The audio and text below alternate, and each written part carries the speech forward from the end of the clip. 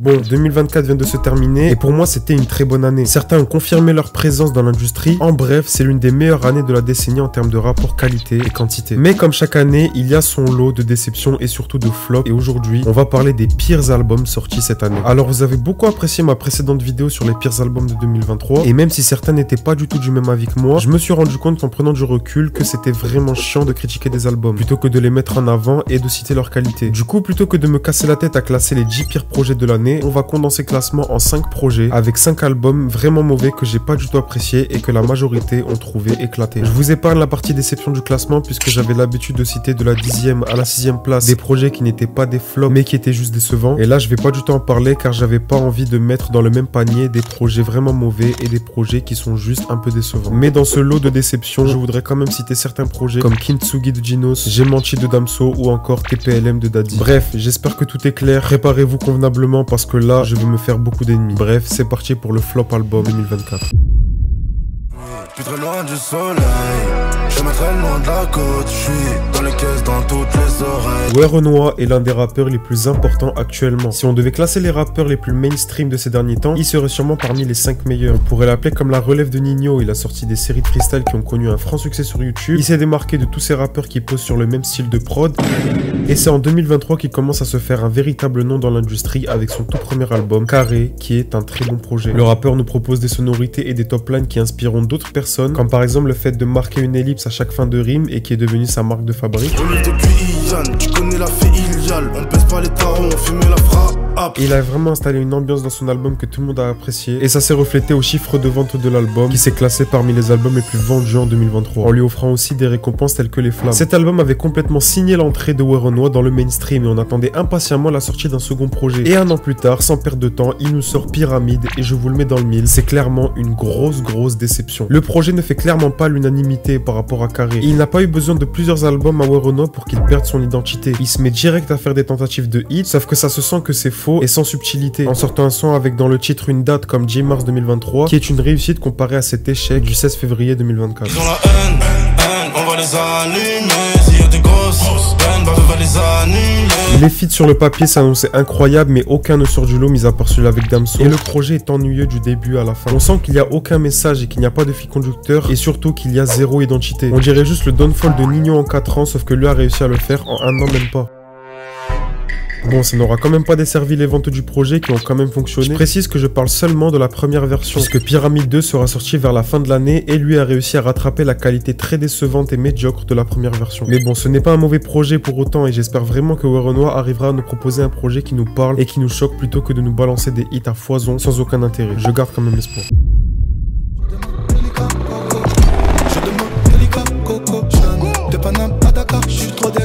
L'un des pires projets communs que j'ai écouté de toute ma vie. J'aurais jamais cru que le downfall de Nino serait aussi violent et qu'il accompagnerait Niska dans sa chute. Salut, c'est Nino. Je vais pas vous mentir que ce projet, je ne l'attendais, mais alors pas du tout. J'irai même plus loin. Je savais que ce projet allait être une déception quasi totale. Mais j'avais quand même espoir que les deux me surprennent s'ils prennent le risque d'appeler leur projet GOAT. Eh ben spoil, non. Le seul point commun que le projet a avec son titre, c'est qu'on a l'impression que les rappeurs rappent comme des chèvres. En vrai, je suis un peu dégoûté car le Joe nous avait déjà proposé des sons incroyables auparavant, comme Maman ne le sait pas ou Méchant, que j'écoute encore actuellement, et qui nous prouve qu'à l'époque, les deux nous découpaient des prods de manière très épique. Dans la vie, je revends le cannabis, maman ne le sait pas. Regardez, crime organisé. Donc un vrai projet commun entre les deux, ce n'était pas déconnant. Sauf que comme vous le savez, l'objectif premier du projet était de proposer des hits avec plusieurs tentatives. Et même si vous savez que je suis pas fan des rappeurs qui n'ont pour objectif de proposer uniquement des hits, si ils avaient réussi leur pari, j'aurais bien sûr pris l'initiative de fermer ma bouche. Sauf que comme vous le savez, le projet n'aura réussi en rien son pari et je pense que les deux auront eu un petit peu le seum. Bon, il y a bien sûr Coco qui a eu du succès, mais ça ne compte pas car le son était déjà sorti quelques mois avant le projet. Et si on parle des sons sortis exclusivement avec l'album, aucun ne sort du lot mis à part Jungle ou Collabo qui sont écoutables, mais ça reste décevant sur la globalité. Mon diamant et ma collabo.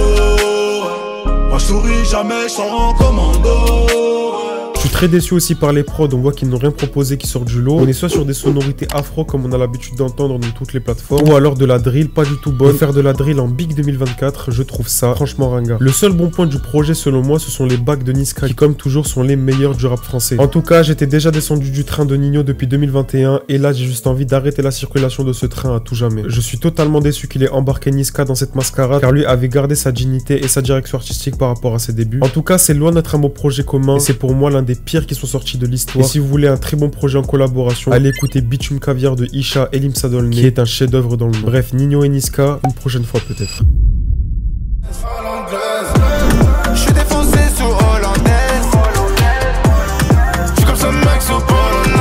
Une énorme blague du début à la fin. En 2019, on avait l'arrivée d'une étoile montante du rap français. Un mec qui savait proposer des hits, un mec qui tournait dans toutes les soirées de France et un mec qui même humainement était quelqu'un de drôle et attachant. Et on parle bien sûr de Huss l'Enfoiré. Il sortait son premier projet en esprit que j'avais beaucoup aimé avec à la direction artistique Fianso qui a notamment produit Soul King ou alors Zekpi. Et le projet nous a tous surpris avec des sons tels que Les Méchants ou Aristocrates qui ont tout cassé sur les réseaux plus tard. Mais à l'époque, je pensais que c'était l'un de ces rappeurs qui allait être connu seulement pour quelques hits et qui n'allait pas réussir à suivre la cadence quelques années plus tard. Et c'est exactement ce qui est arrivé à Gambi ou Jidetrix à l'époque. Et je m'étais un petit peu trompé, malgré qu'il n'ait pas été présent pendant 2 ans, il a réussi à revenir sur pattes et c'est toujours l'un des rappeurs les plus écoutés actuellement. Mais à l'image de Naf, ses sons et ses albums ne sont plus si intéressants que ça. Même si en 2023 et cette année, il a réussi à tourner dans toutes les soirées de France avec Sayan en featuring avec Gazo ou Mélanine avec Werenoi, c'est l'aspect que je déteste le plus chez le rappeur actuellement. Et il nous a annoncé un projet qui se nomme La vie de Ronnie, avec une cover qui pourrait faire plaisir à tout fan de foot, moi y compris. Mais en voyant la cover, je savais que ça allait être que du fan service et que le projet n'allait pas me faire plaisir. Et vous l'aurez compris, à l'écoute du projet, je me suis fait extrêmement berner. Les points faibles, ce sont les prods qui n'ont aucune nouveauté à nous proposer. C'est un peu le même schéma que tous ces anciens albums avec quelquefois des prods bomba qui sont sans rappeler ces anciens morceaux tels que L'Enfoiré, des sons un peu afrobeat, de la zumba et bien sûr de la pop, sauf que ça en est rien avant-gardiste et surprenant et en plus de ça, les sons sont juste mauvais. Le seul feat qui sort un peu du lot, c'est celui avec Werenoi, alors qu'il est quand même très mauvais, donc il n'y a rien à tirer du projet. Je trouve que Huss l'Enfoiré tourne un peu autour du pot et qu'il est temps pour lui de changer de disque. Ce genre de projet c'était bien en 2019, mais pas en 2024.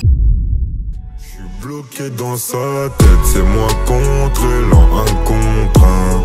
Mon partenaire. L'album le plus putaclic de l'année. Ça faisait depuis 2022 que Gazo n'avait pas sorti un seul projet. KMT était une mixtape que j'avais trouvé quand même assez bonne, que je jugeais comme étant un des meilleurs albums drill qu'on nous a proposé. Du coup, tout le public de Gazo était à l'affût pour un projet incessamment sous peu. Et même si on a eu un projet commun l'année dernière qui par ailleurs est une énorme déception et l'un des pires projets communs que j'ai écouté, je me disais quand même que Gazo avait quand même des choses à nous revendre en solo. Et il nous annonce il y a quelques mois la sortie d'un album, son tout premier, du nom de Apocalypse. Et on se dit avec une telle cover, un nom bien ambitieux et le fait que ça soit son tout premier album, il y a des surprises à attendre. Et oui, c'est le cas, c'est surprenant, mais surprenant dans le mauvais sens. Certains m'avaient attaqué dans mon flop album 2023 en me disant que j'étais trop méchant avec Gazo. Je me suis donc prêté au jeu de me refaire un avis dessus à l'écoute de son dernier projet. Et vous allez être surpris, mais je le trouve encore plus mauvais et surcoté qu'avant. Premièrement, l'album est mensonger, il n'y a rien d'apocalyptique ou de violent. Ensuite, on a Gazo qui annonce l'album avec un son bien rappé et qui nous avait rappelé le Gazo de ses débuts. Mais au final, la majorité des sons sont de la pop et des mélos pas du tout bien exécutés et des tentatives de hits totalement ratées. Ensuite, les top lines sont beaucoup moins travaillés qu'avant et ça prouve bien qu'il n'a pas du tout travaillé pour cet album puisqu'on sent que l'ambiance et sa direction artistique sont totalement faux sur le projet. Je suis distrait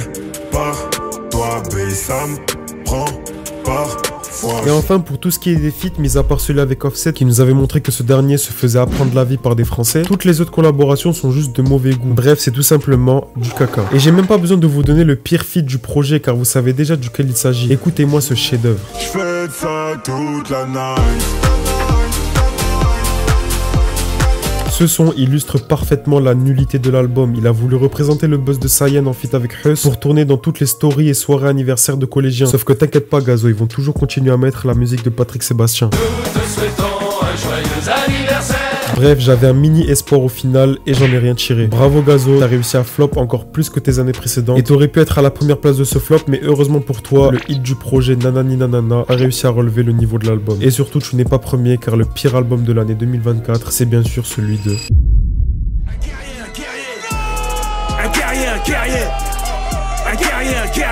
Je vous pose la question, mais qui est étonné de cette première position? Absolument personne, on est d'accord. C'est l'heure de la réaction.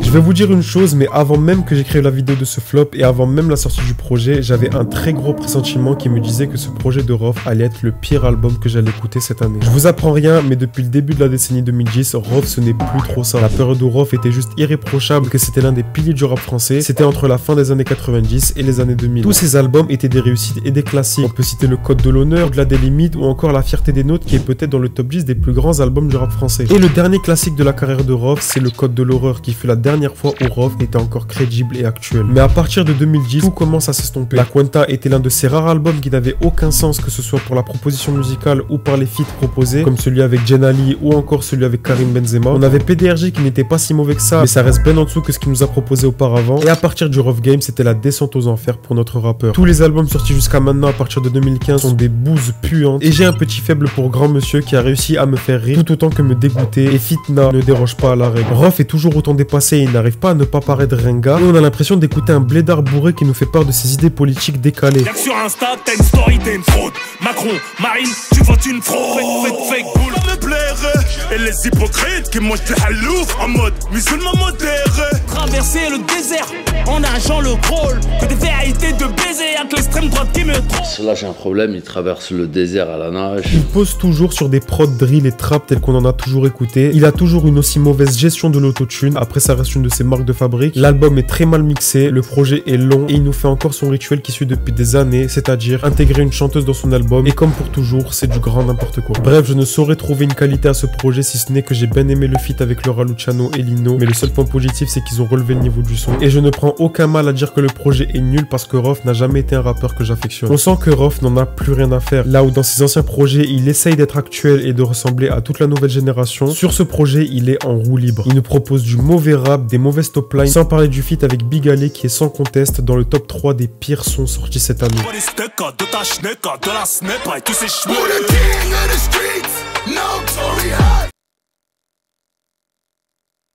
Je salue la longévité de Rof, même si c'est dans le mauvais sens du terme. On se rappellera toujours de son âge d'or dans les années 2000, où il nous aura proposé du rap de haut niveau. Mais bon, contrairement à son rival de toujours Booba, qui lui pendant 30 ans n'aura pas cessé de rester dans le haut du panier, il faudrait qu'il repose son stylo et qu'il se concentre plus sur sa vie de producteur, plutôt que de remuer le couteau dans la plaie. Bref, Fitna est le pire album que j'ai écouté cette année. Merci d'être resté jusqu'à la fin. J'espère que je n'en ai pas énervé plus d'un à cause de mes avis soi-disant frauduleux. Mais comme je vous le dis toujours, ça reste le mien et mes impressions. J'espère que le format top 5 ne vous a pas trop dérangé puisque j'ai l'habitude de parler de 10 morceaux à chaque vidéo. Ça me tenait bien à cœur de prendre plus de temps sur d'autres concepts plutôt que de critiquer et lyncher des albums pendant 30 minutes. Et en plus de ça, ça vous fait une vidéo plus courte, donc c'est tout bénéf. En tout cas, n'hésitez pas à me dire en commentaire votre classement personnel des pires albums de l'année. N'hésitez pas à me suivre sur ma chaîne TikTok dans lequel je parle de la pop culture et de musique. Et bien sûr, restez à l'affût pour de nouvelles vidéos. Prenez soin de vous, passez une bonne journée et une agréable soirée. Et n'oubliez pas avant tout que la musique c'est personnel et en fonction de ses goûts. Je vous laisse sur cette phrase et on se capte pour une prochaine vidéo. Ciao.